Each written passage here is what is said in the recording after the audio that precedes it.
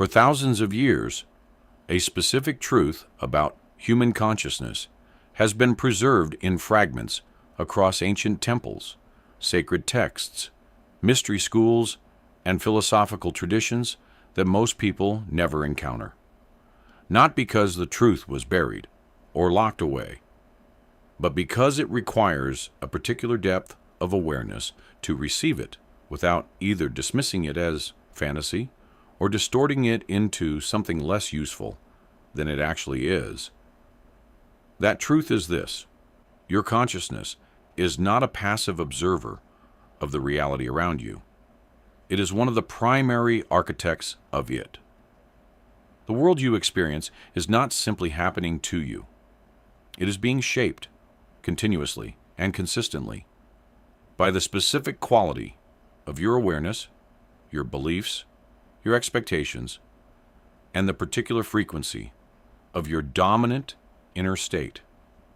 This audiobook will take you through the exact mechanism of how that shaping works and what you can do with that understanding starting now. Every chapter explores a specific dimension of this relationship between consciousness and reality. You will learn why ancient traditions encoded this knowledge in symbols and stories. You will understand the neuroscience and quantum physics that are slowly confirming what mystics described centuries ago. You will discover what your subconscious mind has been building without your permission and how to begin genuinely directing it. The knowledge in these pages is not new. It is simply, finally, yours. If you are enjoying this audiobook and want to continue building real communication confidence, subscribe to this channel now. More chapters are coming, and each one will guide you step by step through mastering every conversation. Chapter 1: The Hidden Architecture of Reality. Reality is not what it appears to be at first glance. The world that presents itself to your senses, the solid table, the visible sky, the apparently fixed circumstances of your daily life, is not the bedrock of existence that most people have been taught to treat it as. It is, in the language of quantum physics, an emergent phenomenon, a pattern that arises from a much deeper and much stranger layer of existence that does not behave according to the rules of ordinary perception. The specific rules governing that deeper layer suggest something that ancient philosophical traditions have been pointing toward for millennia: that consciousness and reality are not separate. They are entangled in ways that make the observer, the conscious being attending to experience, an active participant in determining what experience contains, rather than a passive recipient of whatever a fixed external world happens to deliver. The double-slit experiment remains one of the most precisely documented and most widely discussed demonstrations of this entanglement in the history of physics. When quantum particles, such as electrons or photons, are fired through two slits toward a detection screen, without any measurement being taken of which slit each particle passes through, they create an interference pattern on the screen, a pattern that can only be produced by something behaving like a wave. But when a detector is placed to observe which slit each particle passes through, the interference pattern disappears entirely, and the particles behave like solid objects, passing through one slit or the other. The act of observation itself, the direction of conscious attention toward the event, changes what the event produces. This finding has been replicated across laboratories worldwide and remains genuinely unexplained by any model that treats consciousness as separate from physical reality. Ancient traditions understood something structurally similar to this without having access to particle accelerators or detection screens. The Vedic concept of Maya, often translated as illusion, does not mean that the physical world is not real. It means that the world, as ordinarily perceived, is not the deepest or most fundamental layer of what exists, and that the ordinary perception of a fixed consciousness, independent, external reality is a specific mode of seeing rather than the only mode available. The Hermetic tradition, preserved in texts attributed to the legendary teacher Hermes Trismegistus, articulated what it called the principle of mentalism. The universe is mental. The Tao Te Ching opens with the observation that the Tao that can be named is not the eternal Tao, pointing toward a ground of being that ordinary conceptual consciousness cannot fully capture. These traditions were not describing the same thing in the same vocabulary, but they were pointing in the same fundamental direction. What does it mean, practically, for consciousness to participate in shaping reality? It does not mean that you can simply imagine whatever you want and have it materialize out of thin air. The relationship is subtler and more specific than magical wish-granting. It operates through the specific mechanisms of perception, belief, expectation, and the biochemical and electromagnetic effects of your dominant inner states on both your own biology and on the social and circumstantial field you inhabit. Your consciousness shapes what you perceive by filtering the enormous volume of available sensory information through the specific lens of your current expectations and beliefs. It shapes what you do by influencing the subtle behavioral choices through which your inner state expresses itself in the world. And it shapes what you attract by determining the specific quality of signal your total inner and outer presentation broadcasts into every encounter and every circumstance. The reason this knowledge has been described as forbidden, or as hidden, or as available only to initiates of particular traditions has never been that an external authority was deliberately suppressing it.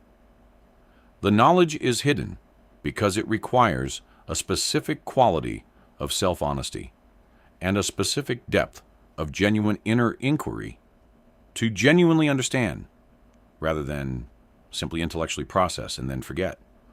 The person who hears that consciousness shapes reality and immediately uses it as a reason to dismiss the genuine impact of external circumstances has not understood it. The person who hears it and immediately begins using it as a justification for blame toward people who suffer, concluding that they must have chosen or attracted their suffering, has severely distorted it. The genuine understanding requires holding the principle with genuine nuance and genuine humility. The specific way consciousness controls reality in your own life is not primarily through dramatic moments of conscious intention, though those matter. It is primarily through the ambient, ongoing, habitual quality of your inner world across the ordinary hours of ordinary days. The beliefs that run automatically, the expectations that shape your interpretation of events before conscious evaluation can intervene, the emotional frequencies that your nervous system defaults to in the absence of deliberate cultivation, the identity programs that determine what kinds of outcomes feel genuinely available to someone of your particular sense of self. These are the primary mechanisms through which consciousness is continuously shaping the reality you experience, and they operate far more continuously and far more powerfully than any specific moment of deliberate visualization or intentional practice. Understanding the hidden architecture of reality changes the fundamental question being asked in any life. The question shifts from how do I change my circumstances toward how do I genuinely change the consciousness that is generating these circumstances. This is not a more comfortable question. It is a more demanding one because it locates the primary source of your experience in your own inner world rather than in the external factors that conventional thinking tends to treat as the primary causes of what is happening. But it is also the more empowering question because it locates the primary lever of change in exactly the same place, in your own inner world, which is the specific place where genuine, lasting change is both possible and within reach. Every chapter of this audiobook is dedicated to a specific dimension of this hidden architecture. Some chapters examine what has been installed in your consciousness without your deliberate participation and why. Others address the specific mechanisms through which the inner world shapes the outer one. Still others provide the specific understanding and the specific practices through which genuine, deliberate change in the consciousness that controls your reality becomes genuinely possible. The architecture is real, the understanding is available, and the capacity to work with this architecture deliberately, rather than being its unconscious product, is the specific invitation this entire audiobook extends. Chapter 2. What ancient traditions were actually teaching. The ancient world was not populated by primitive people who invented elaborate mythologies because they lacked the scientific tools to understand reality accurately. Many of the greatest ancient traditions were the product of rigorous, centuries-long practices of inner inquiry conducted by individuals who devoted their entire lives to the specific discipline of understanding consciousness, its structure, its layers, and its relationship to what appears in experience.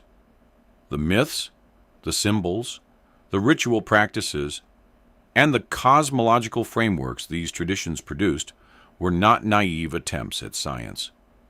They were specific technologies of inner development, encoded in forms that could survive transmission across generations without the distortion that purely propositional knowledge tends to suffer when passed through cultural change. The mystery schools of ancient Egypt, Greece, and the Near East shared a common esoteric curriculum that was never written down in explicit form, but was transmitted orally and experientially through a hierarchy of initiation.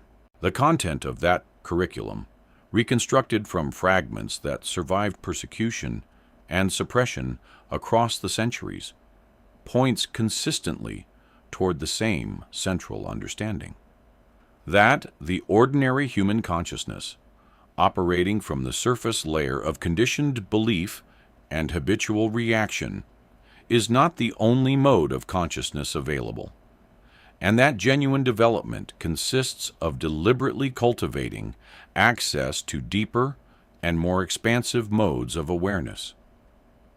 The famous inscription at the Temple of Apollo at Delphi, "Know thyself," was not a pious platitude. It was the title of the entire curriculum. The Hermetic tradition, which influenced alchemy, Renaissance philosophy, and much of the Western esoteric stream, articulated a set of principles that constitute a specific map of how consciousness relates to reality. Beyond the principle of mentalism described in the previous chapter, the Hermetics described the principle of correspondence, encapsulated in the phrase, "as above, so below, as within, so without," which articulates the specific relationship between inner state and outer experience that this entire audiobook is exploring. They describe the principle of vibration, which holds that everything is in motion, everything vibrates, and that different rates of vibration correspond to different qualities of experience and manifestation. And they described the principle of causation, which holds that every effect has its cause and every cause has its effect, but that this causation runs through the inner world as surely as through the outer one.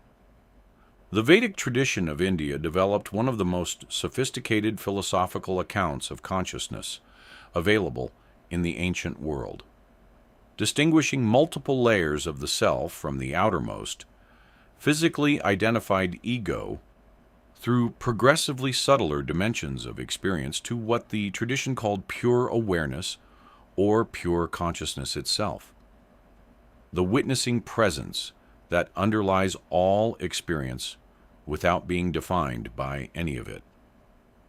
The practical significance of this map is that it locates the deepest identity, the most fundamental what you are, not in any content of experience, but in the awareness within which all content arises. This insight, if genuinely understood, rather than simply intellectually processed, has profound consequences for how life is navigated, because it means that what you most fundamentally are cannot be threatened by any content of experience, only encountered through it. Buddhist philosophy, which emerged in part from the Vedic context, but developed its own distinctive account of mind and reality, contributed the specific insight about the constructed nature of the self that contemporary cognitive science and neuroscience are slowly confirming through a completely different methodology. The teaching that what we take to be a fixed, continuous, independently existing self is actually a process, a constantly reconstructed narrative generated by the same mind that generates all other experience, has specific implications for how the mind's influence on reality is understood. If the self is constructed, then it can be genuinely reconstructed. If the narrative identity that determines what feels possible and what feels forbidden is built rather than given, then it can be rebuilt with considerably more deliberate attention to what it contains. Sufi mysticism, Jewish Kabbalah, Christian mystical traditions, and the shamanic traditions of indigenous cultures worldwide all contribute additional pieces to the same essential picture, each with its own distinctive vocabulary and its own distinctive emphasis. What they share is the consistent claim that ordinary surface-level consciousness is not the whole of what human consciousness is capable of, that the relationship between inner world and outer world is more intimate and more consequential than it appears from the surface-level perspective, and that the specific work of genuine inner development, understood in its deepest sense, is the most important and the most consequential work any human being can undertake. They disagreed about many things. On these foundational points, their convergence is remarkable. The reason these traditions encoded their understanding in myth, symbol, and ritual, rather than in plain propositional statements, is not obscurantism or elitism, though both of those distortions have certainly appeared in the history of esoteric traditions. The deeper reason is that the understanding these traditions were transmitting genuinely cannot be adequately communicated through propositional statements alone, because the understanding requires a specific quality of inner change, a genuine shift in consciousness itself, that reading propositions about the nature of consciousness cannot by itself produce. The myths and rituals were designed to be experienced in ways that produced the inner shift, not merely the intellectual acknowledgement of a claim.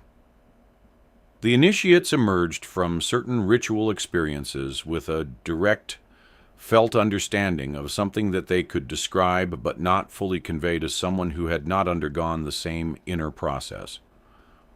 What the ancient traditions were teaching is exactly what this audiobook is attempting to communicate in the most accessible contemporary vocabulary available. That consciousness is not a passive observer of a fixed external reality, but an active participant in the ongoing construction of experience, that the quality of consciousness a person habitually inhabits determines in significant and consistent ways the quality of the reality they consistently experience, and that the deliberate cultivation of higher, clearer, more expansive qualities of consciousness is the most genuinely transformative work available to any human being. The ancients dressed this in the language of their time. The task of this audiobook is to make it accessible in the language of ours. Chapter 3. The Science That Confirms What Mystics Knew. Modern science did not set out to confirm the insights of ancient mystical traditions. It set out to understand the physical world through rigorous empirical investigation, and for several centuries it appeared to be producing a picture of reality that had no place for consciousness as a causal force. The classical physics of Newton and his successors described a universe of matter and force operating according to deterministic laws, entirely independent of any observer. The brain, in this picture, was a biological machine that produced consciousness as a byproduct, the way an engine produces heat, and consciousness itself had no causal role in determining what happened next. This was the official scientific picture as of the 19th century, and it remains the default assumption of much of popular scientific culture, even now. Quantum mechanics shattered this picture so thoroughly that the physicists who developed it spent the rest of their careers arguing about what it meant. Niels Bohr, Werner Heisenberg, Erwin Schrödinger, Wolfgang Pauli, and the other founders of quantum theory discovered that at the most fundamental level of physical reality so far investigated, the behavior of particles is not determined by fixed physical laws operating independently of observation. It is described by wave functions that represent probability distributions across multiple possible states, and these wave functions collapse into specific, definite states upon measurement. The role of measurement, and by extension the role of the observer, is built into the mathematics of the theory in a way that has never been successfully removed without producing predictions that contradict experimental results. The implications of quantum mechanics for the question of consciousness and reality have been debated intensely since the 1920s and remain genuinely unresolved at the frontier of physics and philosophy of science. What can be said, without overstating the case, is that quantum mechanics has definitively established that the universe at its most fundamental measurable level does not behave according to the classical model of matter, moving through space according to fixed laws independently of any observer. Beyond that, the interpretation is contested. Some physicists interpret the quantum formalism as having no special implications for consciousness. Others, including figures as eminent as John Archibald Wheeler and Eugene Wigner, have argued that consciousness plays a fundamental role in the quantum measurement process. The debate continues, and the honest intellectual position is that the question is genuinely open. Neuroscience has contributed a different kind of evidence for the mind's role in constructing what is experienced as reality. Research on predictive processing, the theoretical framework developed by Carl Friston, building on earlier work by Hermann von Helmholtz, proposes that the brain is not primarily a device for receiving and processing sensory information from the outside world. It is primarily a prediction machine that generates models of the world and uses incoming sensory signals primarily to update and correct those models. What we consciously experience on this account is not the raw output of sensory receptors, but the brain's best current prediction of what is causing the sensory signals it is receiving.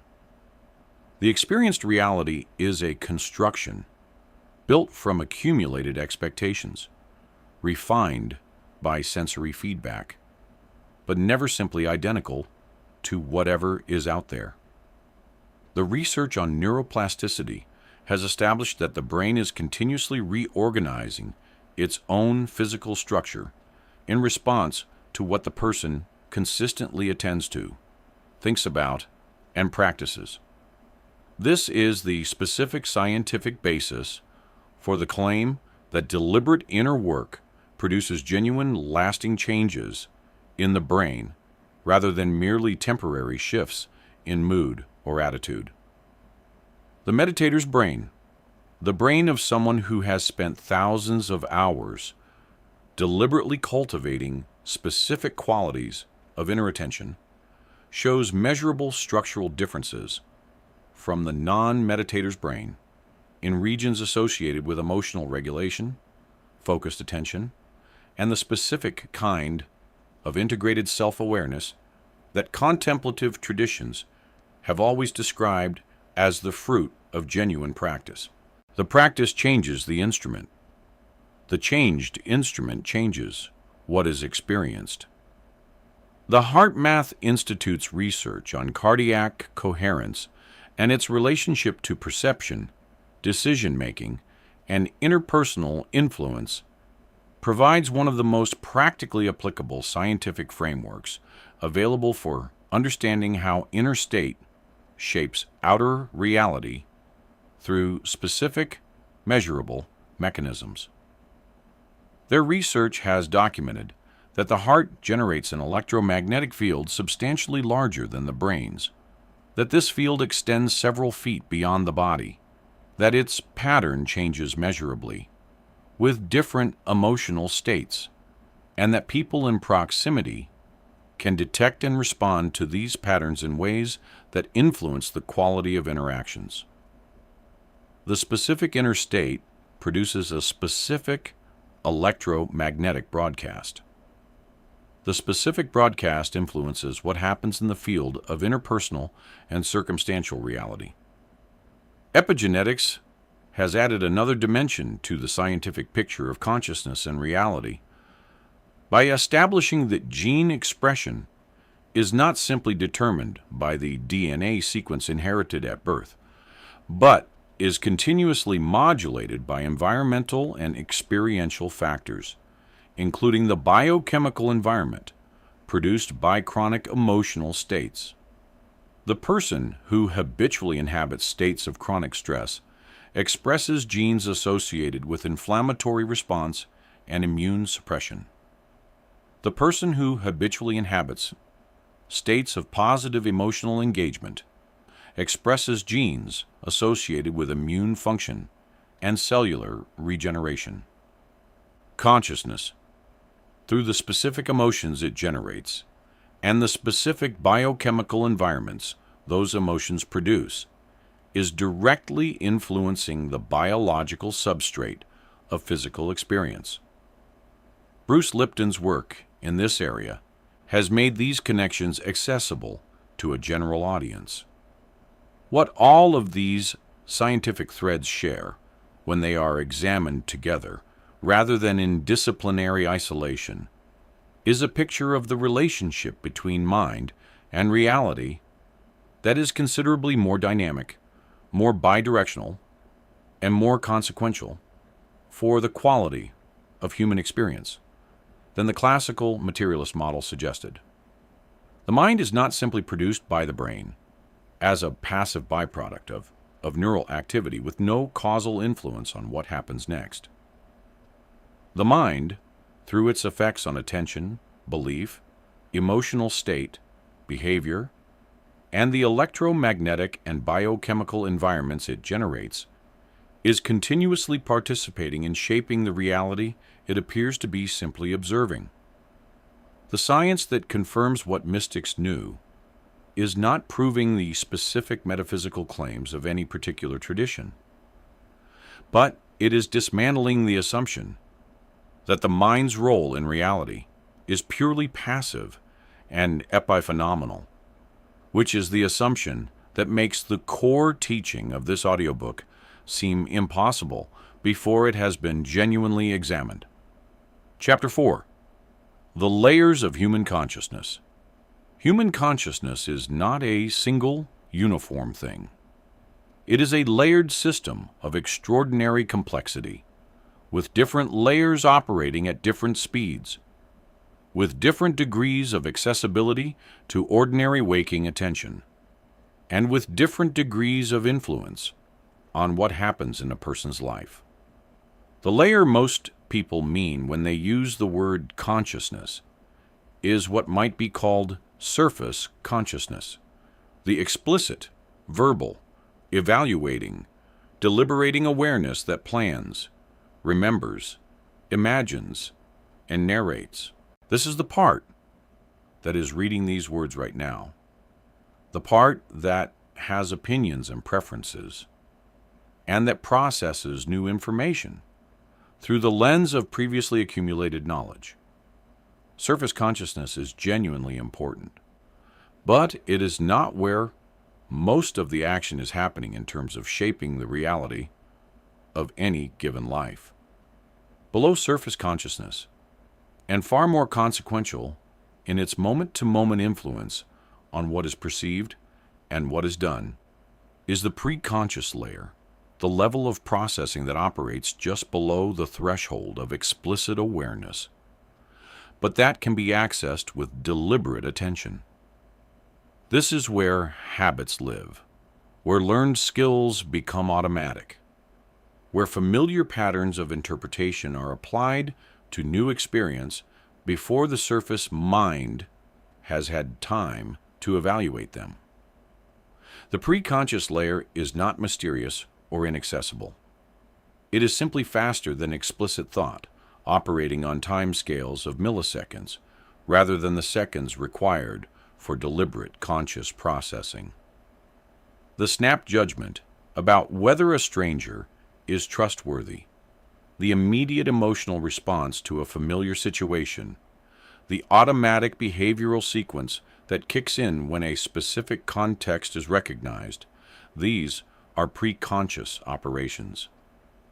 Deeper still is the subconscious layer, which this audiobook has referenced repeatedly and which deserves the specific examination this chapter provides. The subconscious is not simply the preconscious with better hiding skills. It is a qualitatively different mode of processing that operates with much larger volumes of information, that is responsible for the regulation of most biological processes, that stores the complete record of all previous experience, including everything that conscious awareness cannot access, and that generates what might be called the emotional atmosphere of a person's inner life, the baseline quality of feeling that colors all experience without arising from any specific conscious thought. The subconscious is the seat of the most deeply held beliefs, the most fundamental sense of self, and the most powerful expectations about what reality is and what it is available to provide.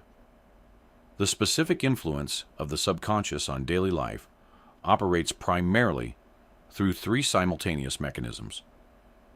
The first is perceptual filtering.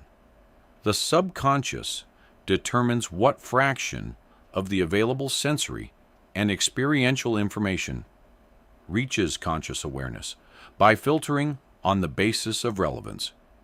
relevance being defined by the current dominant beliefs, expectations, and concerns. Information that matches the subconscious's current model of what to expect gets through. Information that contradicts it gets suppressed or explained away before the surface mind has had time to evaluate it. The second mechanism is behavioral generation. Most of the specific behavioral choices made across an ordinary day are generated by subconscious programs rather than by deliberate conscious decision, which is why behavior so often contradicts conscious intention without the person being fully able to account for why. The third mechanism is physiological regulation. The emotional and physiological states generated by subconscious programs shape the biochemical and electromagnetic environment of the body continuously, which shapes both biological function and the specific interpersonal signal being broadcast. Beyond the subconscious lies what various traditions have called the superconscious, the higher self, the deeper mind, or in contemporary neuroscientific language, the default mode network, in its most integrated and most generative mode of operation. This layer is characterized by the specific qualities that mystics, artists, scientists, and highly developed individuals across many domains consistently report in their most productive and most inspired states. A sense of expanded awareness, beyond ordinary boundaries of self. A quality of knowing that exceeds what deliberate conscious processing could have produced through its normal methods. A specific quality of creative insight that arrives as if from outside the ordinary thinking process, and a felt connection to something larger than the individual self. Whether this layer is neurological, spiritual, or some combination of both remains genuinely debated. Its existence as a distinct and distinctly valuable mode of human consciousness is not. The relationship between these layers of consciousness and the reality they help generate is not uniform across the layers. Surface consciousness shapes reality, primarily through the quality of deliberate attention and deliberate choice.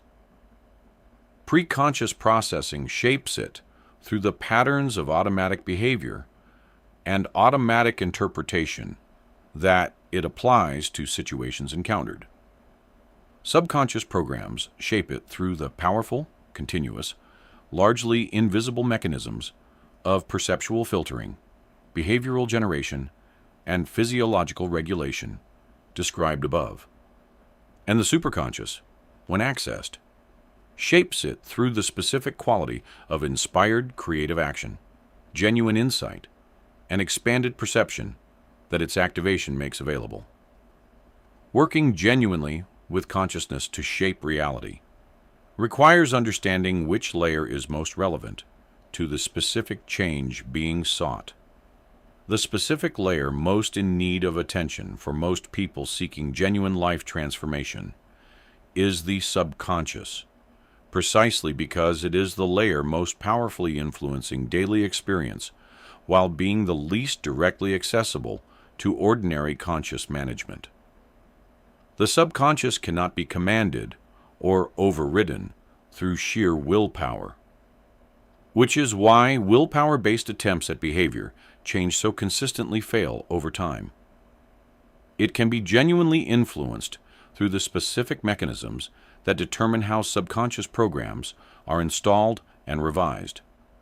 Repetition over time, genuine emotional intensity, and the specific altered states of consciousness, during which the boundary between conscious and subconscious processing becomes more permeable. These are the mechanisms of genuine subconscious change, and they are the foundation of the practical transformation work this audiobook describes. Understanding the layered nature of consciousness also provides the specific context 4. Understanding why the same external circumstances can produce such dramatically different experiences for different people. Two people in genuinely similar objective circumstances, similar financial situations, similar social environments, similar levels of formal education, can live in profoundly different experienced realities because the specific configuration of their subconscious programs, the specific quality of their preconscious interpretive templates, and the specific depth of their access to expanded modes of consciousness determines what each of them actually encounters as their moment-to-moment experience of what is real and what is possible. The circumstances are similar. The consciousness encountering them is different. And consciousness, not circumstance, is what primarily determines the quality of the experience. Chapter 5. How Belief Becomes Biology. The idea that what you believe affects your health has been observed for so long and in so many different cultural contexts that it was eventually forced into the scientific literature under the somewhat grudging label of the placebo effect.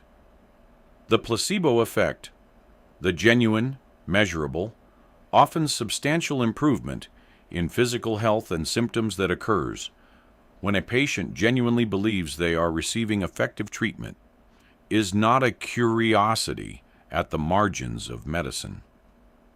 It is one of the most consistently replicated findings in the entire medical literature, observed across virtually every condition studied, and producing effects large enough that it must be controlled for in every clinical trial, or the actual effect of the tested treatment cannot be isolated.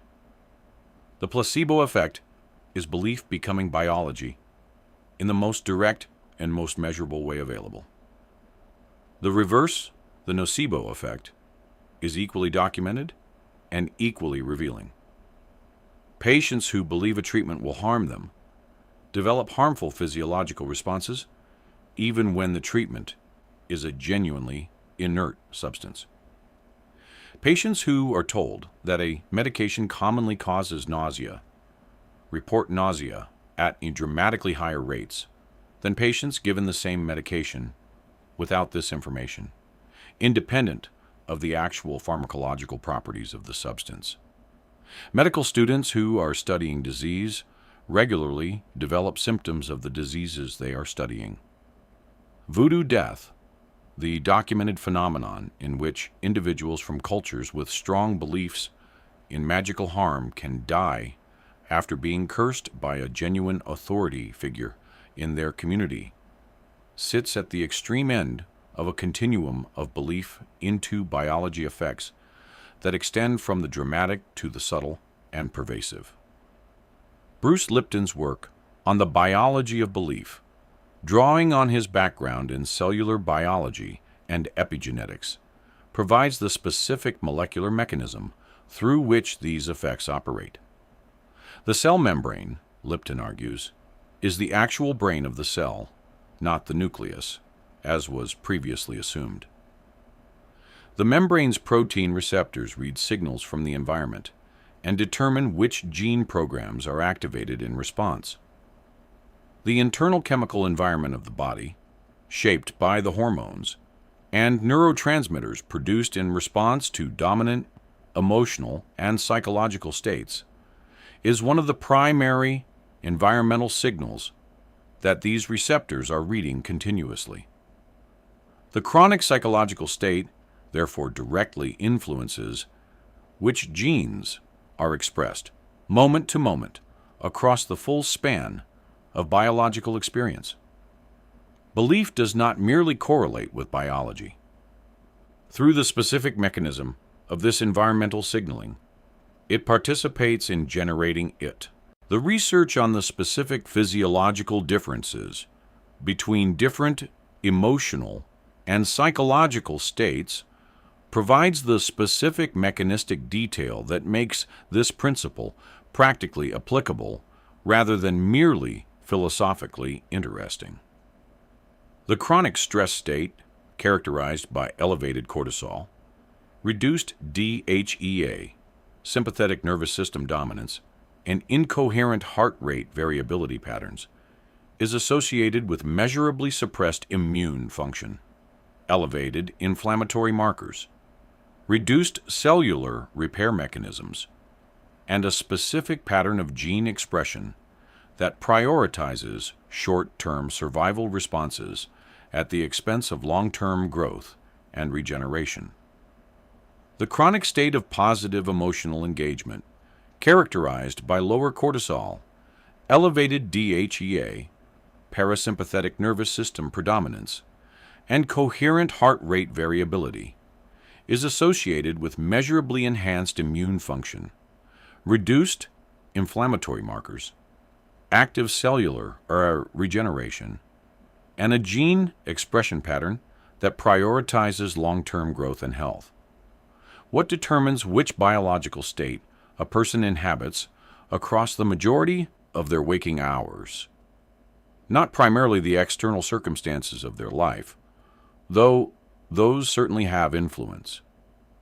Primarily the specific quality of their dominant beliefs, expectations, and emotional habits, the contents of the subconscious programming described in previous chapters, which determine what situations the person perceives as threatening versus safe, what interpretations they apply to ambiguous events, and what physiological states those interpretations habitually trigger. Two people in identical circumstances, one of whom carries subconscious programs that interpret most uncertainty as threat, and one of whom carries programs that interpret most uncertainty as interesting, will inhabit dramatically different biological states across those identical circumstances, with corresponding differences in immune function, inflammatory markers, cellular repair, and every other dimension of biology that these states affect. The implications for conventional approaches to health and healing are significant and increasingly acknowledged within integrative medicine. Treating the biological symptoms of a chronic stress state without addressing the belief and psychological patterns generating the chronic stress state is addressing the effect while leaving the cause fully intact. The relief provided may be genuine and may be genuinely necessary, but it will not be durable if the upstream cause continues generating the downstream biological problem. Genuine biological transformation, in the domain where belief is generating specific biological conditions, requires genuine transformation at the level of belief, which means genuine work at the level of the subconscious programs where the most consequential beliefs are held and from which they are continuously generating their biological effects. The possibility of positive biological change through genuine change in belief and psychological state is as well documented as the negative relationship between limiting beliefs and compromised biological function. Spontaneous remissions from serious illness, documented across the medical literature with greater frequency than the disease model would predict, are disproportionately associated with specific psychological changes occurring in proximity to the remission, genuine transformations in immune function. Following specific practices of meditation, loving kindness cultivation, and genuine positive emotional engagement have been documented in laboratory settings with measurable biomarkers. The biology responds to the psychology that generates it, in both directions, with a consistency that the clinical evidence now makes difficult to ignore. Belief becomes biology through specific, identifiable mechanisms operating at the cellular, neurological, and systemic levels simultaneously. This is not a metaphor or a motivational claim. It is the specific, accumulated finding of research conducted across multiple disciplines, using multiple methodologies over several decades. The practical significance for anyone genuinely interested in understanding how consciousness controls reality is direct. The quality of your dominant beliefs is continuously shaping your biological reality with as much reliability as any physical intervention, and genuine change at the level of belief produces genuine change at the level of biology in ways that no purely physical intervention can fully replicate. The consciousness controls the chemistry, and the chemistry is the medium in which biological reality is continuously being built. Chapter 6. The Forbidden Knowledge of Attention. There is a principle so simple that stating it plainly sounds almost trivially obvious, and yet its full implications, genuinely followed through, would transform virtually every dimension of how most people live. The principle is this: what you consistently give your attention to grows, not metaphorically, not in some loose, inspirational sense, in the specific, concrete sense that the neural pathways associated with what you attend to are physically strengthened through the attention, making the attended to content more available, more automatic, and more influential in generating subsequent experience. Attention is not a passive spotlight revealing what is already there. It is a creative force that actively participates in determining what is there by reinforcing the specific patterns, beliefs, and expectations that most reliably direct it to find what it has been trained to look for. The specific brain mechanism responsible for this creative role of attention is the reticular activating system, a network of neurons at the base of the brain that functions as the primary filter between the enormous volume of sensory and experiential information available at any moment and the tiny fraction of that information that reaches conscious awareness. The reticular activating system calibrates itself to what the brain has determined is most relevant, based on current goals, current concerns, current dominant beliefs, and the most recently and most emotionally intensely attended to content. This calibration is the mechanism through which the common experiences described as selective attention, confirmation bias, and the frequency illusion operate. The person who has recently started thinking about buying a specific car model suddenly seems to see that model everywhere. The cars were always there. The filter changed. The revolutionary implication of this mechanism for the question of how consciousness shapes reality is that changing what you habitually attend to changes what your filter is calibrated to notice, which changes what the world appears to contain for you, which changes what you respond to and what you pursue, which changes what you produce and what you attract. The person whose attention is habitually directed toward evidence of danger, toward what is going wrong, toward what is missing or insufficient or at risk, is living in a genuinely different experience world from the person whose attention is habitually directed toward evidence of possibility, toward what is working, toward what is available and abundant, and in the process of improving. The objective circumstances may be remarkably similar. The experienced realities, filtered through genuinely different attentional calibrations, are genuinely different worlds. Ancient traditions understood the creative power of attention in ways that their specific vocabularies expressed differently, but their practices confirmed consistently. Meditation, in virtually every tradition that has developed and preserved genuine meditation practice, is fundamentally a training of attention. Not the passive, effortless relaxation that popular presentations of meditation sometimes suggest, but the active, disciplined, sustained practice of directing and redirecting attention with precision, consistency, and genuine patience.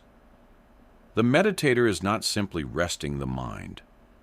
The meditator is systematically training the attentional system to be less at the mercy of automatic, habitual, largely unconscious patterns of direction, and more available to deliberate, chosen, genuine conscious guidance. This training produces measurable structural changes in the brain, as described in the previous chapter on the science. It also produces the specific life outcomes that genuine attentional mastery makes possible. The specific practice of deliberate attentional direction in daily life, beyond formal meditation, is one of the most immediately accessible and most consistently impactful practices available for anyone seeking to work genuinely with consciousness to change reality. Deliberate attentional direction means making the specific choice again and again across the ordinary moments of ordinary days about where to place sustained focus. When the habitual attentional pattern would move toward what is threatening, toward what is insufficient, toward the worst case interpretation of an ambiguous situation, deliberate direction interrupts that automatic movement and consciously redirects toward what is genuinely available, toward what is genuinely working, toward the genuine strengths and resources present in the current moment. This is not positive thinking in the superficial sense of denying genuine difficulty. It is the specific practice of choosing where attention goes, rather than simply following wherever the habitual pattern leads it. The resistance to this practice is real and worth acknowledging honestly. The brain has a well-documented negativity bias, an evolved tendency to attend to potential threats and negative information more readily and more durably than to positive information. A bias that was highly adaptive in environments where missing a predator was more costly than missing a food source. But that is considerably less useful in modern environments, where most of what the negativity bias is attending to is not actually threatening. Working against this evolved bias requires genuine, sustained effort initially. And the effort is genuinely uncomfortable because it runs against a deeply ingrained neurological pattern. But the pattern is trainable. The research on neuroplasticity demonstrates clearly that the attentional bias can be genuinely shifted through consistent practice, and that shifted attentional bias produces genuinely different experienced realities. Gratitude practice is specifically valuable in this context, not as a feel-good ritual, but as the specific practice of deliberately directing attention toward what is genuinely good in the current reality, which directly recalibrates the attentional filter toward noticing more of what is genuinely good. The practice is most effective when it is specific rather than generic, when it attends to particular concrete instances of genuine good rather than vague assertions of abundance, and when it is conducted with genuine felt engagement rather than as a mechanical verbal exercise. A genuine felt quality of appreciation for a specific, real instance of good in the current life is a genuine recalibration event. The filter notes this category of thing, genuine good of this specific variety, matters. It then adjusts to find more of the same. The practice is not manufacturing false positivity. It is training the filter to find what is genuinely there, that the previous calibration was systematically missing. The forbidden knowledge of attention is forbidden not by any external authority, but by the specific discomfort of taking genuine responsibility for where your attention goes and what that direction is continuously constructing in your experienced reality. Most people prefer to believe that their attention is passively responding to what is out there, registering important things and ignoring unimportant ones according to some objective external standard. The genuine understanding that attention is actively selecting from what is out there based on a calibration built from the accumulated history of previous attentional choices, and that this selection is one of the primary mechanisms through which consciousness shapes the reality experienced, is uncomfortable precisely because it removes the comfortable position of passive observer and installs the demanding position of active participant. This demand is not a burden. It is the specific mechanism of genuine creative power, and the willingness to accept it is the beginning of genuinely working with it. Chapter 7. Consciousness, Frequency, and the Field. The language of frequency, vibration, and energetic fields appears in virtually every tradition that has engaged seriously with the relationship between consciousness and reality, and it appears in the contemporary scientific literature with enough specificity to deserve serious examination rather than reflexive dismissal as merely poetic metaphor. The human body is, at the most basic, measurable level, an electromagnetic system. Every nerve impulse is an electrical event. Every heartbeat generates a magnetic field. Every cell communicates through electrochemical signals. The brain generates oscillatory electrical activity across a range of frequencies that correspond to different states of consciousness and different qualities of cognitive and emotional processing. The heart's electromagnetic field, the most powerful field generated by any organ in the body, extends several feet beyond the physical body and carries specific patterned information about the dominant physiological and emotional state of the person generating it. Different emotional states produce measurably different patterns in this electromagnetic broadcast.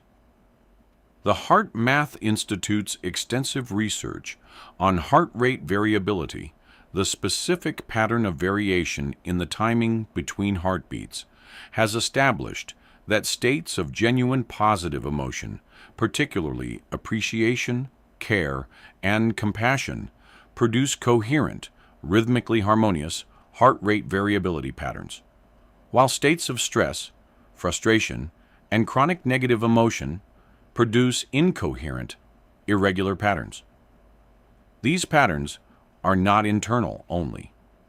They extend into the space around the body as features of the heart's electromagnetic field, and research has documented that people in proximity can detect and respond to these different patterns in ways that influence the quality of social interactions, the outcomes of collaborative work, and even the physiological states of other people in the electromagnetic range. The ancient concept of vibrational frequency in the human context is therefore not a loose metaphor, but a description of something physically real and measurable about how the quality of a person's inner state broadcasts into the surrounding field and influences what that field returns. The person in a state of genuine coherence, in the heart math sense of organized, harmonious physiological functioning driven by genuine positive emotion, is broadcasting a specific kind of signal. The people and situations in proximity are responding to that signal, often below the level of conscious awareness, with corresponding responses that tend toward greater openness, greater trust, greater creativity, and greater generosity. The person in chronic incoherence is broadcasting a different signal that tends to produce different responses. The frequency of the inner state shapes the quality of the social and circumstantial field in specific, measurable ways. The physicist David Bohm's work on the implicate order developed in the latter part of his career as he wrestled with the implications of quantum mechanics for the nature of reality, provides a theoretical framework for understanding how consciousness and the physical world might be more deeply connected than the classical picture suggests. Bohm proposed that what we observe as the explicate order of ordinary physical reality, the world of separate objects interacting through forces across space and time, is the unfolding expression of a deeper, implicate order in which everything is enfolded together without the separations that characterize the explicate level.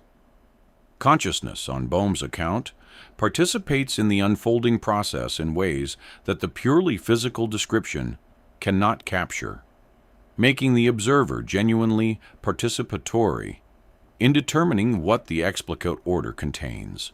The specific mechanism through which the coherent inner state influences the field of reality in ways that extend beyond the immediately measurable electromagnetic effects is one of the genuinely frontier areas of current scientific and philosophical investigation. Whether there are mechanisms operating beyond the electromagnetic, mechanisms of quantum coherence in biological systems, mechanisms involving information fields of the kind proposed by Rupert Sheldrake's morphic field theory, or mechanisms that simply have not yet been adequately characterized by current scientific vocabulary, remains genuinely open. What can be said, without overstating the evidence, is that the correspondence between inner state and outer circumstance that this audiobook describes is real and consistent in ways that the already established mechanisms of electromagnetic broadcast, perceptual filtering, and behavioral expression are sufficient to account for in significant part, even if additional mechanisms may also be at work. The practical dimension of working with consciousness and frequency in daily life does not require resolving these theoretical debates. It requires the specific practical steps of cultivating the inner states that research has established as coherent, as health-promoting, and as associated with the most effective and most creative modes of human function, and maintaining those states as consistently as genuine practice allows across the ordinary hours of ordinary days. The coherent inner states, genuine appreciation, genuine compassion, genuine enthusiasm, genuine peace, are not manufactured through forced positivity. They are genuinely cultivated through specific practices that include deliberate attentional direction, heart-focused breathing, genuine gratitude practice, and the specific inner work of revising the limiting beliefs and expectations that generate incoherent states automatically. Understanding consciousness as a broadcasting system that continuously transmits into a field that responds to what it receives provides a specific reframe of how to approach the project of creating genuine change in any dimension of life. Rather than focusing primarily on managing external circumstances, the frequency understanding directs attention toward managing the quality of the inner broadcast. Rather than trying to force specific outcomes through direct external manipulation, it directs attention toward sustaining the specific inner states from which the desired circumstances most naturally and most reliably emerge as corresponding responses. This is not a passive approach. It requires genuine, sustained inner work of a kind that is often more demanding than external manipulation. But it works at the level where the actual determining is happening, which makes it considerably more effective over time. The field is responsive. This is perhaps the simplest and most practically consequential statement available about the relationship between consciousness and reality. The field of experience, social, professional, circumstantial, and in some deeper sense that current science has not fully mapped, responds to what consciousness broadcasts into it with a consistency and a reliability that becomes increasingly visible to anyone who genuinely experiments with changing the quality of their broadcast. The ancient traditions were describing this responsiveness in their own vocabularies. The emerging science is beginning to characterize it in its own. And the practical experience of people who have genuinely cultivated coherent, high-quality inner states and genuinely observed the corresponding shifts in outer experience provides the most direct evidence available that the relationship between consciousness and reality is not merely theoretical, but is lived, practically, in the specific unfolding of every human life. Chapter 8. The Programs that Run Your Reality. Between the ages of birth and approximately 7 years, the human brain spends most of its waking time in the theta and delta brainwave states that, in adults, are associated with deep hypnosis and the threshold between sleep and waking. This is not a coincidence or an evolutionary accident. The slower brainwave states of early childhood serve the specific developmental function of allowing the brain to absorb and encode the enormous volume of cultural, linguistic, behavioral, and relational information that a human child needs to internalize in order to function as a member of their particular community. The cost of this absorption efficiency is the specific vulnerability that the developmental literature has consistently documented. During this high receptivity window, the critical faculty that evaluates incoming information before accepting it is not yet active. Everything goes in directly.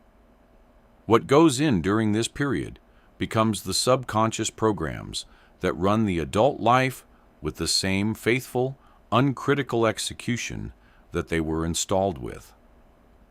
The specific beliefs about how safe the world is, about whether other people are generally trustworthy, about what level of success is appropriate for someone of this family background, about what kind of treatment in relationships is normal, about what financial reality looks like for people like us, about what the limits of genuine capability are.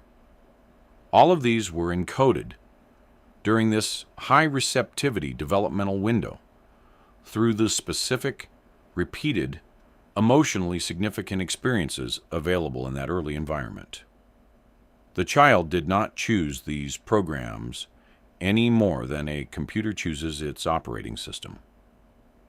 The installation happened through developmental necessity, carried out by caregivers who were themselves running inherited programs they had never deliberately examined. The programs run primarily through 3 channels in adult life: perception, interpretation, and behavior. The perceptual channel filters the available sensory and experiential information so that what reaches conscious awareness is predominantly what matches the installed programs rather than what contradicts them. The interpretation channel ensures that ambiguous events, which is most events in a complex social world, are interpreted in ways consistent with the programs rather than in ways that would revise them. And the behavioral channel generates the specific automatic responses the habitual ways of acting and reacting in familiar categories of situation that the programs have encoded as the appropriate responses to those categories. These three channels together produce the specific recurring patterns that are visible in any life examined with honest attention. The same relational dynamic appearing with different partners. The same financial pattern across different jobs. The same career ceiling across different industries. The degree to which these programs control reality for most people, without their awareness or consent, is the specific thing that makes the knowledge in this chapter legitimately describable as powerful, and in the sense that it has rarely been taught directly as hidden. The person who believes themselves to be making deliberate, conscious choices across the major dimensions of their life, choices about career, about relationships, about financial decisions, about how to navigate important situations, is in many cases making choices that are far more influenced by subconscious programs than by deliberate, conscious evaluation. This is not a failure of intelligence or willpower. It is the predictable outcome of an architecture in which subconscious processing happens at 11 million bits per second, while conscious processing manages roughly 40. Identifying the specific programs most consequentially shaping your current reality requires a specific kind of honest inquiry that most people find genuinely uncomfortable, because it requires looking at recurring patterns with genuine accountability rather than with the comfortable deflection of attributing recurring patterns to external causes. What is the specific recurring pattern in your financial life across different strategies, different jobs, different years? What is the specific recurring dynamic in your closest relationships across different partners, different friendships, different family configurations? What is the specific quality of opportunity that consistently seems to materialize for you, and the specific quality of opportunity that consistently seems to just miss? The honest answers to these questions reveal the specific programs most powerfully running the specific reality most in need of genuine revision. The specific mechanism through which subconscious programs can be genuinely revised is not willpower applied at the conscious level, which operates too slowly and with too little access to the subconscious layer where the programs reside. It is the same mechanism through which the programs were originally installed. Consistent repetition in the specific brainwave states that allow direct subconscious access, combined with genuine emotional intensity and the specific qualities of sensory and imaginative richness that the subconscious responds to as real experience. The morning and evening transitions, when the brain is naturally passing through the alpha and theta states that provide access to the subconscious layer, are the highest receptivity windows available in the ordinary daily routine for this kind of revision work. What is consistently introduced during these windows, with genuine emotional engagement and genuine specific imagery, becomes over-sufficient repetition, genuine new subconscious programming. The role of imagination in this revision process deserves specific emphasis because it is the specific capacity most essential to genuine subconscious reprogramming, and the one most frequently dismissed as frivolous by people who have been trained to value only what can be verified through external sensory means. The subconscious mind does not clearly distinguish between a vividly imagined experience and an actual one, which is both the mechanism of the programs that were installed through early experience and the mechanism through which those programs can be genuinely revised through deliberate imaginative practice. The vivid, emotionally genuine, sensorially rich imagination of a different way of experiencing a specific dimension of life is received by the subconscious as genuine experience, and repeated genuine experience is precisely what builds new programs at the level where programs actually operate. The programs that run your reality are not destiny. They are software, written under specific conditions, executed faithfully since their installation, and generating the specific outputs they were written to generate with reliability that feels like fate, but is actually mechanism. Mechanisms can be understood, and mechanisms that can be understood can be deliberately worked with in ways that produce genuinely different outputs than the default outputs of the original programming. This is the specific promise of the knowledge in this chapter.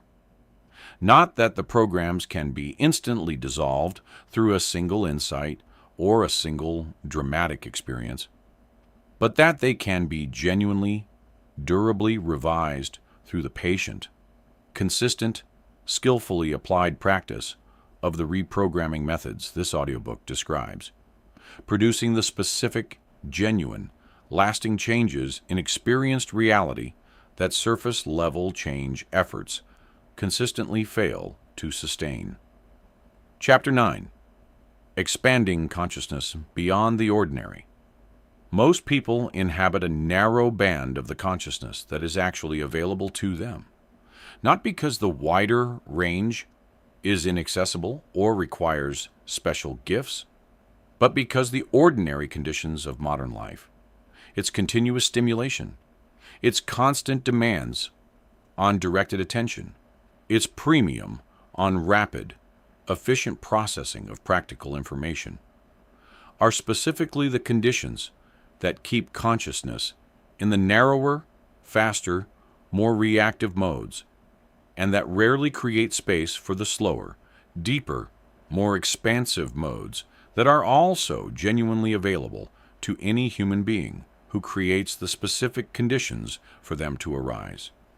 The extraordinary states described by mystics, artists, and peak performers across every domain are not rare gifts distributed to a fortunate few.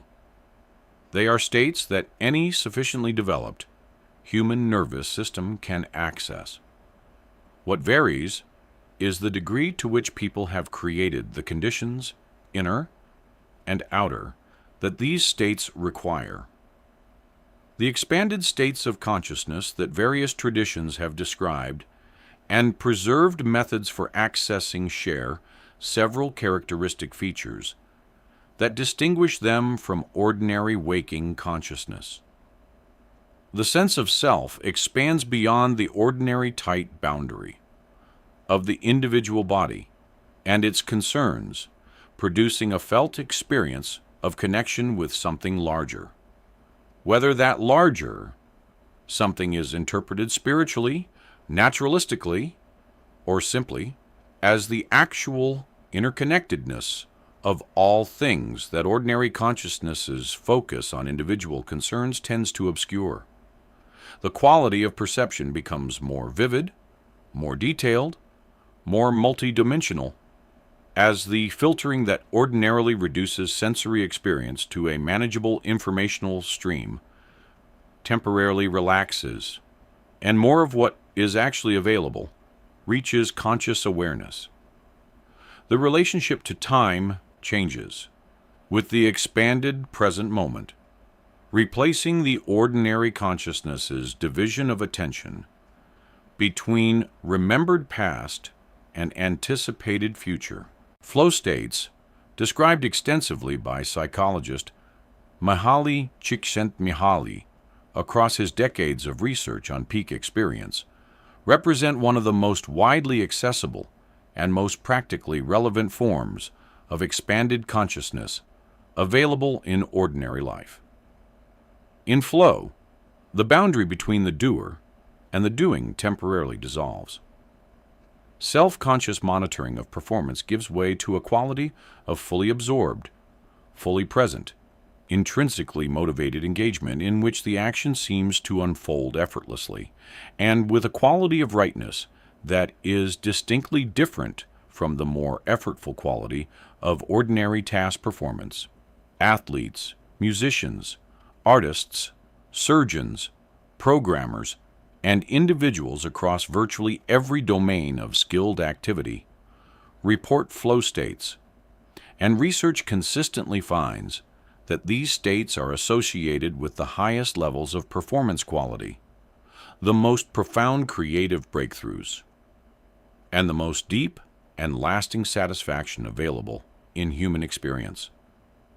The specific conditions that consistently predict flow states across different individuals and different domains include a specific relationship between the level of challenge presented by the activity and the level of skill available for meeting it. The challenge must be genuinely engaging without being overwhelming, and the skill must be genuinely adequate without making the task trivially easy. A clear, specific goal and immediate feedback on progress also consistently appear in accounts of flow, as does a specific quality of intrinsic motivation in which the activity is being pursued for its inherent engagement rather than primarily for external reward. These conditions are not mysterious or inaccessible. They can be deliberately engineered through the specific design of activities, environments, and the quality of engagement brought to what is being done.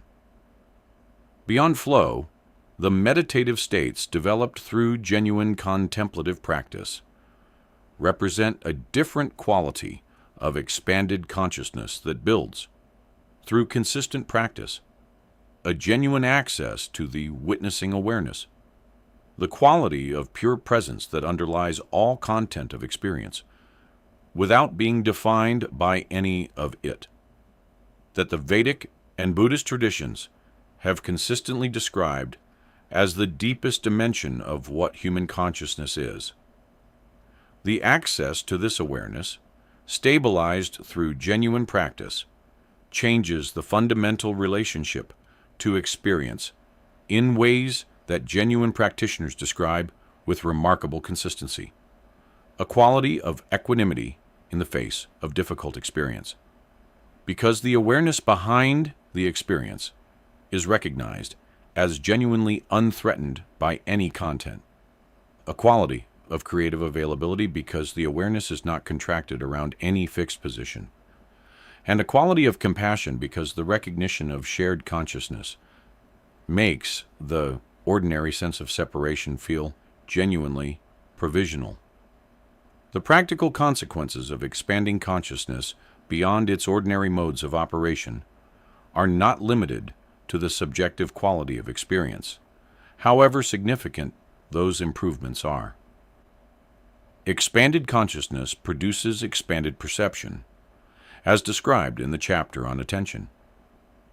It produces expanded creative capacity, as the associative, integrative, broadly connected modes of thinking available in expanded states access information and make connections that the narrower, faster, more reactive ordinary modes consistently miss.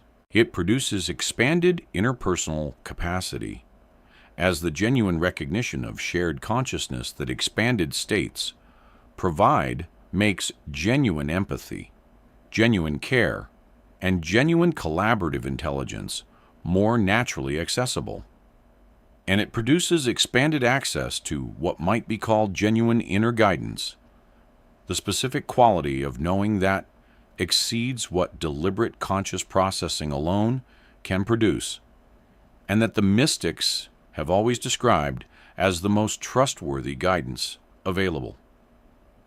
The path to genuine, stable access to expanded consciousness is not a single technique, but a coherent way of living that supports the conditions in which expansion naturally arises. Regular formal practice of some kind of genuine contemplative discipline, whether that is traditional meditation, yoga, tai chi, or any other practice that genuinely trains the attentional and awareness capacities rather than simply providing relaxation, is the foundational investment.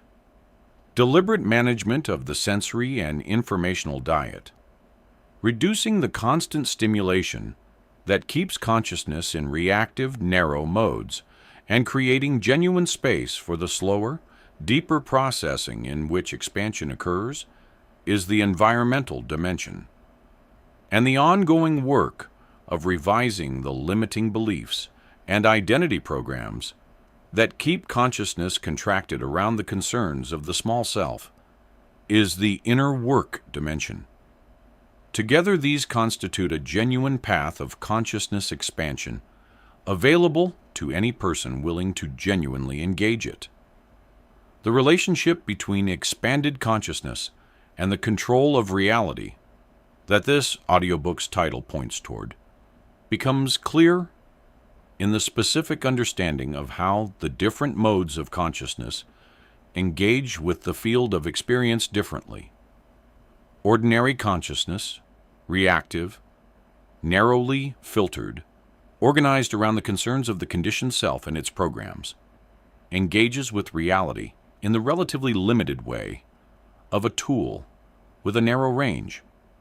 Expanded consciousness, more openly receptive, more genuinely creative, more capable of the kind of integrative insight that finds the non-obvious path through complex situations, engages with the same reality, with genuinely greater effectiveness, creativity, and capacity to generate outcomes that the narrow mode could not see as possibilities.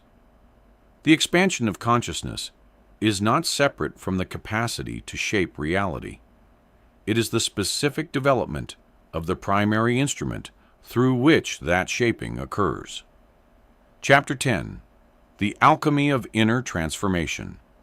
Alchemy, in its exoteric or literal interpretation, was the attempt to transform base metals into gold through physical and chemical processes. In its esoteric interpretation, the one that serious alchemical practitioners from Paracelsus to Carl Jung have argued was always the real content of alchemical teaching. Alchemy describes the specific process of inner transformation through which the base metal of the conditioned, reactive, limited human personality is gradually refined into the gold of a fully realized, genuinely free, genuinely creative human being. The chemical language was a code, a way of discussing inner processes using an outer vocabulary that was publicly acceptable in contexts where direct discussion of consciousness transformation would have attracted dangerous attention from religious or political authorities. The alchemy was always primarily an inner work. The specific sequence of operations that alchemical texts describe, the nigredo, or blackening, the albedo, or whitening, the citrinitas, or yellowing, and the rubedo, or reddening, correspond in the psychological interpretation to specific stages of genuine inner transformation.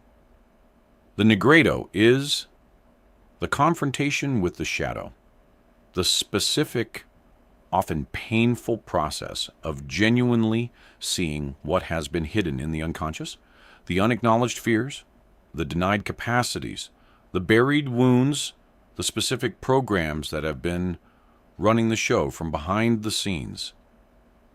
This confrontation is dark and difficult, which is why it is associated with blackening, and why genuine inner transformation almost always includes a period of increased discomfort, as what was hidden becomes visible and must be genuinely metabolized rather than resuppressed. The albedo, or whitening, corresponds to the clarification that follows genuine shadow work. The specific quality of inner clarity that emerges when the primary defensive structures of the conditioned self have been genuinely examined and, to some degree, genuinely integrated rather than continuously maintained through the psychic energy that maintenance requires. This clarity is not the absence of darkness or difficulty in the outer world. It is the specific quality of genuine perspective, genuine equanimity, and genuine creative access that becomes available when the inner world is no longer primarily organized around the management of what has been suppressed. The whitening is the emergence of genuine inner light, not through the denial of darkness, but through its genuine metabolization. The process of inner alchemy in contemporary practice draws from the same essential understanding in contemporary vocabulary.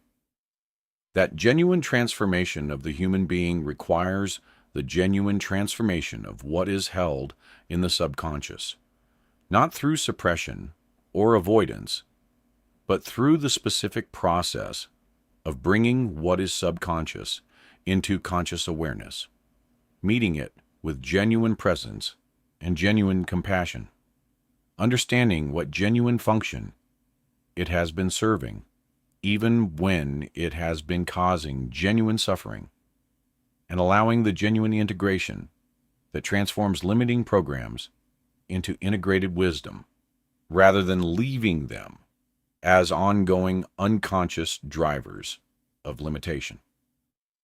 This process is what depth psychology has called individuation, and what contemplative traditions have called the spiritual path, and what this audiobook is calling the inner work that genuinely changes the consciousness that genuinely controls reality. The specific inner obstacles to this transformative process are worth naming honestly, because they are real, consistent, and regularly underestimated by people beginning genuine inner work with enthusiasm, but without adequate preparation for what genuine inner transformation actually requires.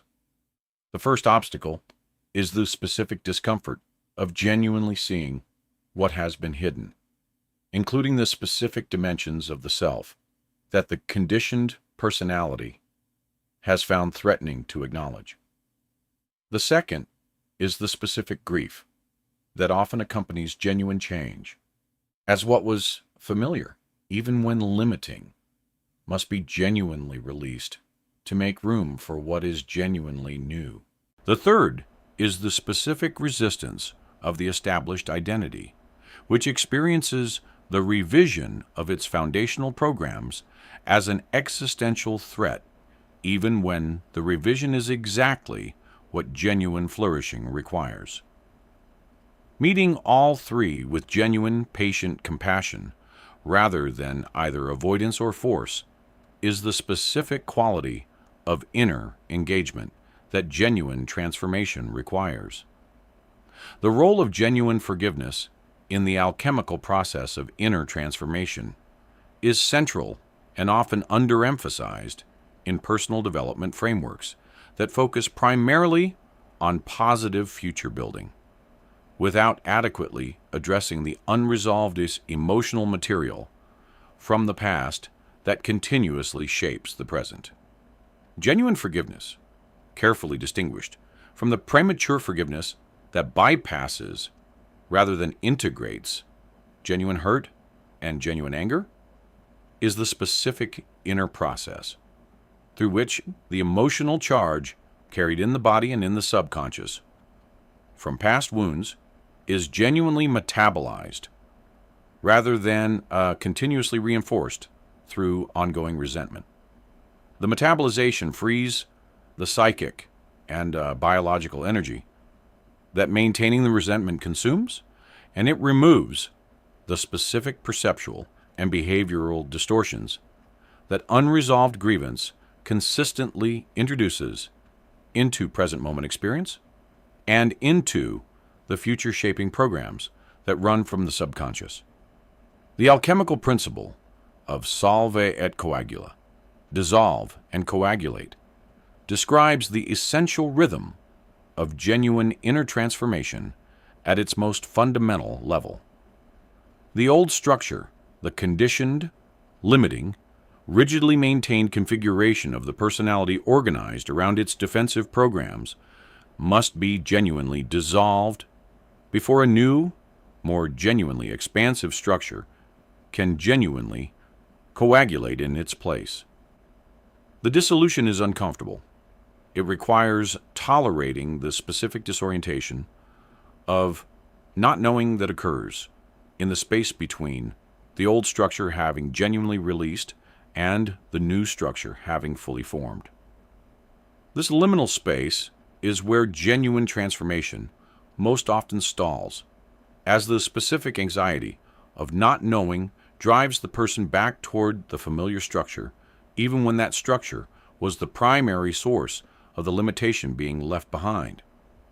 Genuine inner alchemy, like the outer alchemy it encodes, is not instantaneous. It is a process that unfolds across genuine time, requiring the specific qualities of patient commitment, genuine self-compassion, and genuine willingness to be with whatever arises without either forcing change or refusing it. The alchemists spoke of the philosopher's stone, the specific catalyst that transforms base metal into gold, as something that must be found within the alchemical process itself, rather than obtained in advance as a prerequisite for beginning. The same is true of inner transformation. The specific understanding, the specific compassion, the specific genuine recognition of what has been running the show and why, that makes genuine change possible, is itself found through the process of genuine engagement with the work. It cannot be obtained through external instruction alone. It must be genuinely lived. Chapter 11. Living from the level of cause. Most people live at the level of effect. This is not a judgment, but a description of the specific relationship to reality that is the default outcome of the ordinary, unexamined human condition, in which the subconscious programs are running without deliberate direction, and the primary focus of attention is on managing the outputs of those programs, rather than on genuinely revising the programs themselves. Living at the level of effect means relating to circumstances as the primary causes of experience, responding to what happens rather than shaping what happens, and investing most available energy in managing, optimizing, or escaping existing circumstances, rather than in the inner work that changes the consciousness generating those circumstances. The experience of living at the level of effect is the experience of being primarily reactive, primarily at the mercy of what arises, primarily engaged in the specific, exhausting effort of keeping up with an endless stream of effects, whose causes remain unaddressed. Living from the level of cause means having genuinely understood and genuinely internalized the specific relationship between inner world and outer world that this audiobook has been describing, and having organized one's practical daily life around the consistent cultivation of the inner conditions that generate desired outer experiences, rather than around the management of outer conditions in the hope of eventually producing desired inner states. This is the specific inversion at the heart of genuine conscious creation. Instead of trying to arrange outer circumstances in order to eventually feel inner peace, genuine abundance, genuine creative engagement, you cultivate the specific inner states directly, trusting that the outer circumstances will organize themselves in correspondence with the genuine inner conditions you have genuinely established and genuinely maintained. The practical organization of a life genuinely lived from the level of cause, as looks different from the practical organization of the more common life, lived at the level of effect. The highest priority investment of time and energy is the morning period of inner cultivation, the specific daily practice of establishing the quality of inner state, the specific quality of attention, the specific quality of genuine positive emotional engagement, the specific quality of genuine clarity about direction and identity, from which the day's engagement with outer circumstances proceeds. This is not a luxury added to the margins of a life primarily organized around external demands. It is the foundational investment that determines the quality of every other engagement in the day, because the quality of the inner state from which each engagement proceeds determines the quality of what each engagement produces. Decision-making from the level of cause has a different character than decision-making from the level of effect. The decision made primarily in response to external pressure, to the urgency of circumstances demanding resolution, to the anxiety of someone who feels driven by events rather than directing them, tends to be driven by the specific motivation of escaping discomfort rather than of creating genuine good.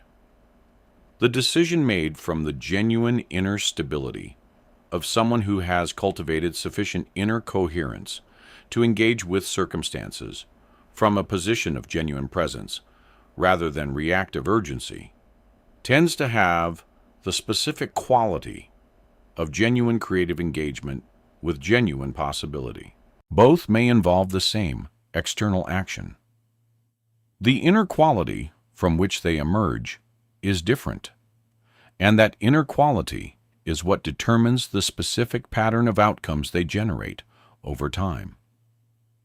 Relationships conducted from the level of cause are qualitatively different from relationships conducted from the level of effect, and the difference is visible in both the experience of the relationships and in their characteristic outcomes.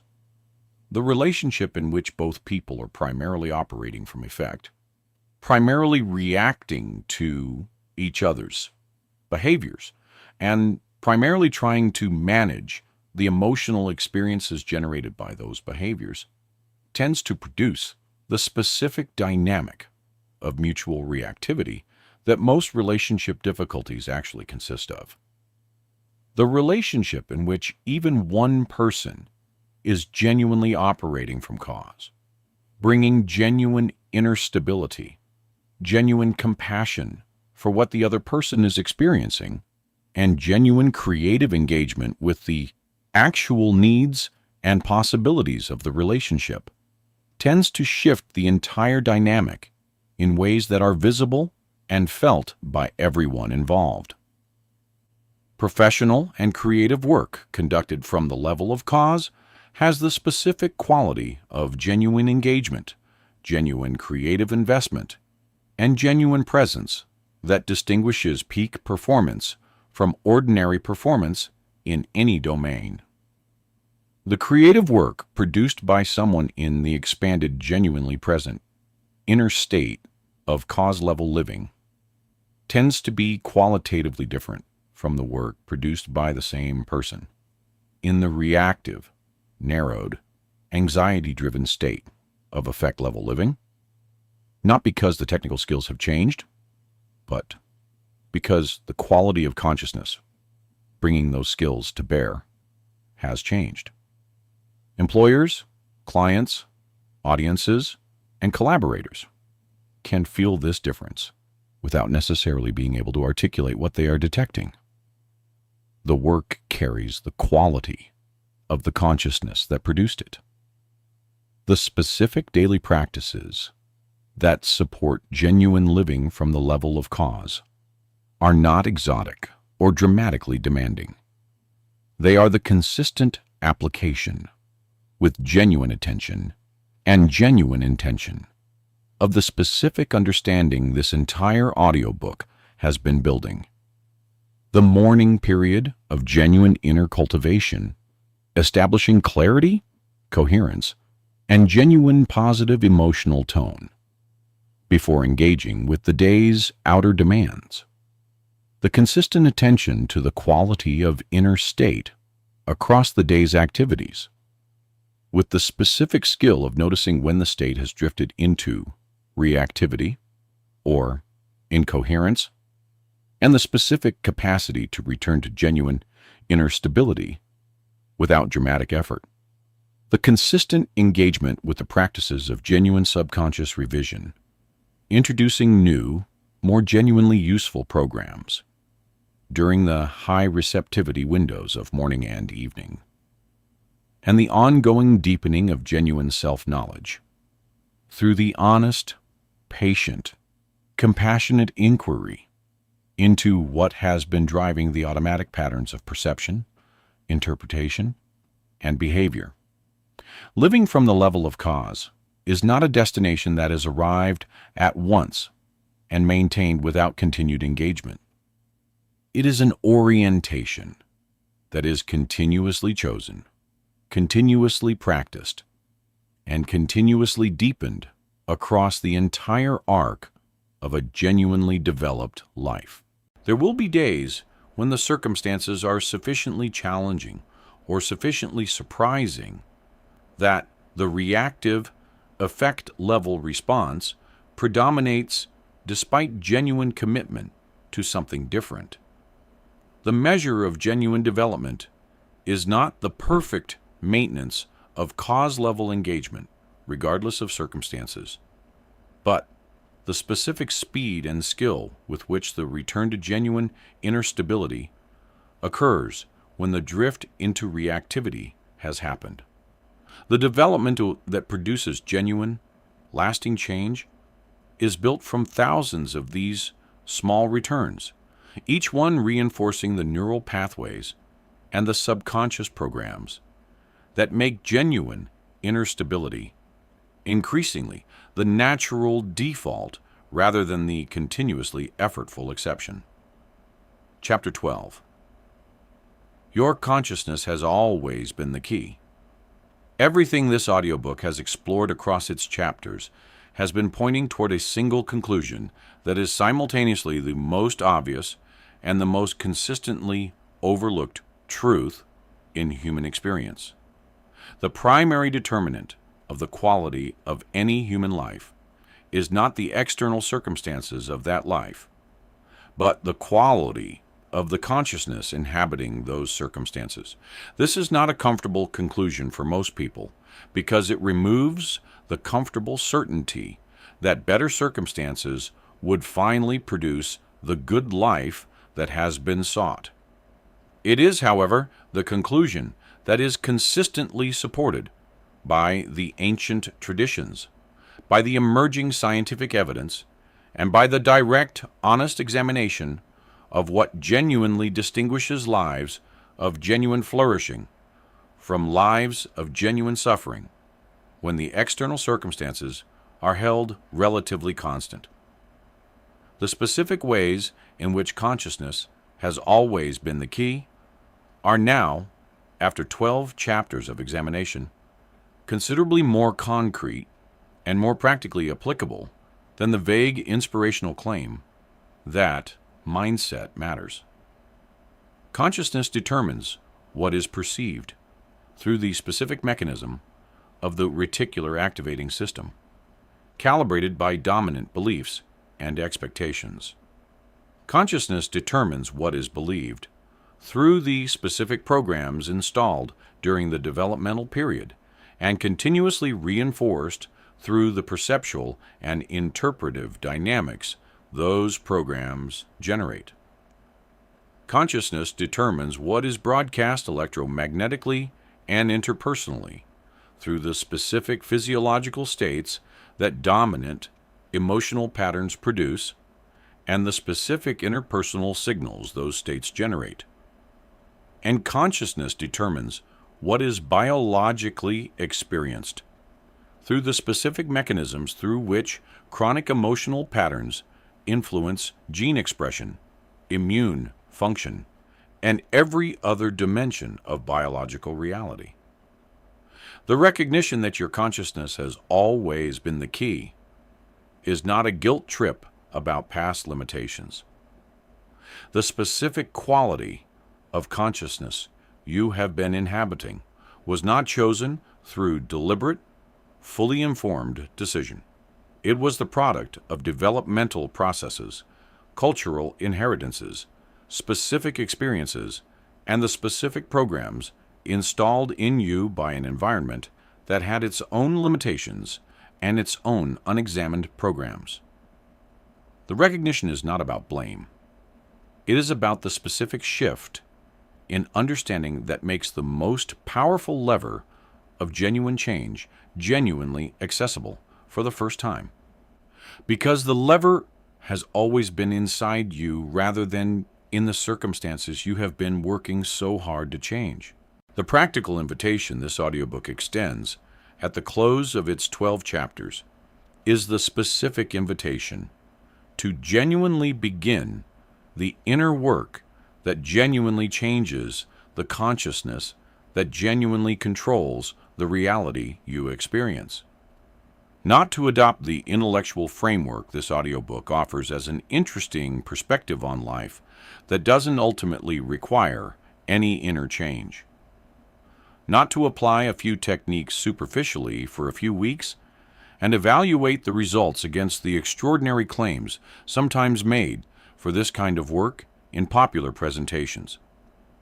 The genuine invitation is to the genuine, patient, honest, sustained inner work of examining what programs have been running, understanding how the reality being experienced has been generated by those programs, and beginning the specific, skillfully applied practices that genuinely revise those programs at the level where they actually operate. The promise available through this work is not the promise of a perfect life without genuine difficulty or genuine challenge. Consciousness development does not immunize against loss, against genuine tragedy, against the specific categories of suffering that belong to the human condition regardless of the quality of inner development. What it does genuinely provide is a genuinely different relationship to every experience, including the genuinely difficult ones. A quality of genuine inner stability that does not depend on external circumstances being favorable for its maintenance. A quality of genuine creative engagement with difficulty that tends to generate genuinely more constructive outcomes than reactive, affect-level engagement.